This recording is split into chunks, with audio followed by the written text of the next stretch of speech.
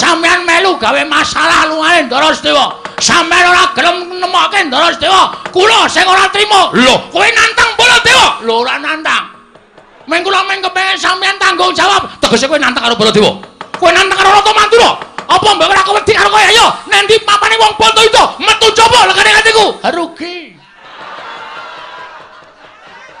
Apa wi? Ngerkoso kok tak njaba. Rajos. Jirih. Ora sakakan gelem tanpa kon ayo. Karepmu piye? Pokoke sampean gelem golek apa ora? Aku ora gelem golek. Ora gelem ora gulung kowe. Metu coba legane aku banget.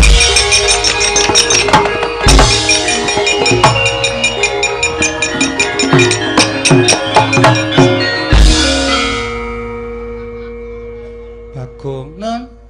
Lah kowe iki ngopo? Nantang Koko Prabu metu saka Ndaturaya kok kowe malah begogo. Santai. Sing repot rak kono. Wong kene rung siap-siap kok kono. Yo mangkat yo saiki ndak sela ketinggalan kereta.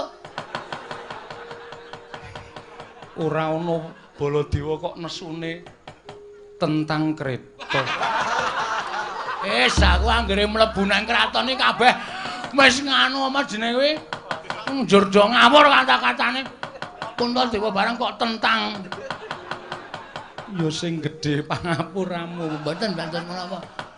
Wis kono nek arep genahke perkara iki metu njaba. Sendika ngestaken dawuh. Nyuwun pamit. Nyuwun pamit madal pasilan sinuwun. Sing ati-ati aja kaya bocah cilik. Nggih. Ndara Janaka kula nyuwun pamit. Iya ya Bagong sing ati-ati.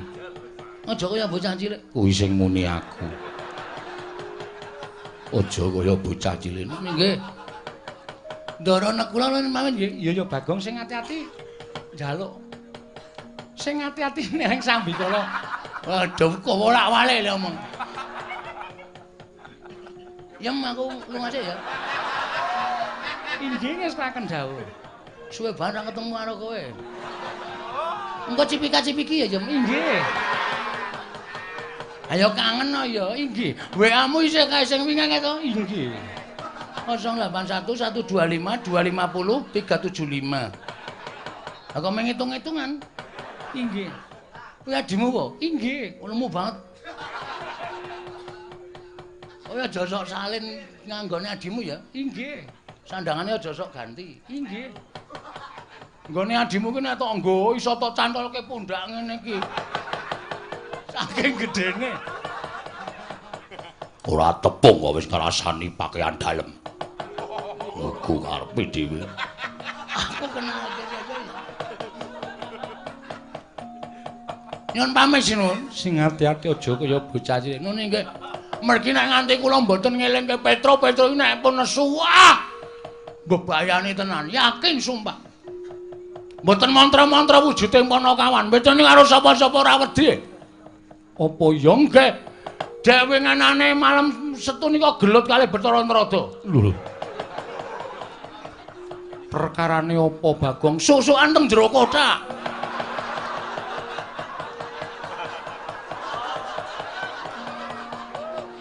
Kok iso enggak ora weruh. Dosare kabeh. Bathara Narada niku mesuk-mesuk Petra disadok lho, rame teng jero gludak-gluduk. Sing damekke nggih kula. Ya wis syukur yen to kaya mong nggih ngoten mawon nggih nyuwun pamit. Iya sing ati-ati. Bareng. Iya. Pun ya Ndara Janaka. Iya sing ati-ati Bagong. Ndara Sembadra sehat to? Sehat. Ndara Srikandi? Iya waras Bagong. Syukur. Pun ya Ndara kula. Iya Bagong sing ati-ati nggih. Oh iya nah. Nggih. Dadah. Inggih ngatos-atos. Petrone ora tak kandhani tuman wae. Wis werna-werna gawe masalah terus nang kampung ki. Adek malam Selasa wingi.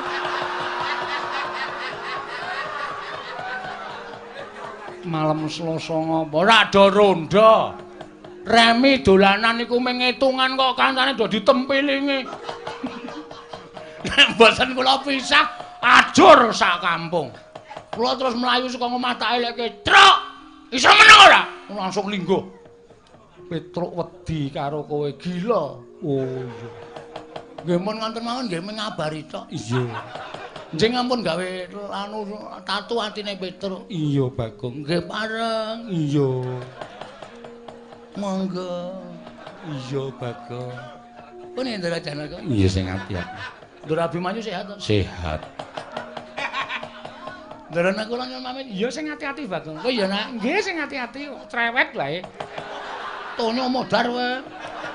Durung entuk-entukan dilokke.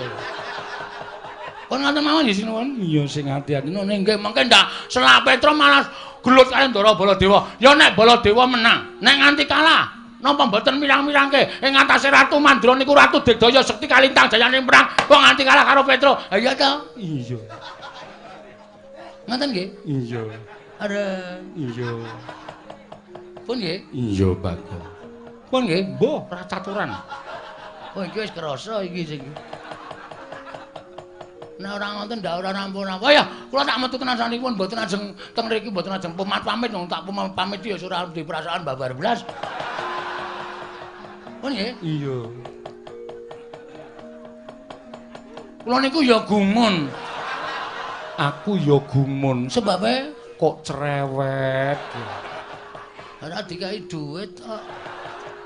Bagong Ratu lenggah Siniwaka ora nggawa Prabiya. Waduh. Ndara Janaka, mengko yen wis tekan Karang Kadempel tak paringi. Kapan? Ya mengko mesti tekan kono, Bagong. Ndara kula kan duwe. Tegas iki aku seneng nek tegas iki malah seneng. Nek wong tegas iki sing kere tetep kere, sing sugih tetep sugih. Ngono kuwi karepku. Nggih sampun nyuwun pamit madal pasilan. Sing ati-ati aja kaya bocah cilik. Nun nggih, pareng nggih. Iya.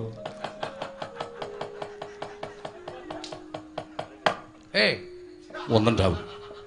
Patena kowe? Nggih. Andakawana? Inggih. Pangling-kaling kula ki Lurah Bagong. Ora. Sehat to? Iya, pangestunipun waras. Nggodhe 300. Kangge menapa? Nek silisik panjenengan menika ngampil darinipun kunduraken. Iki atas nama Sinuwun Puntadewa. Aku kok nyilih kowe 300 sesuk le nyaur panjenengane. Menapa estu?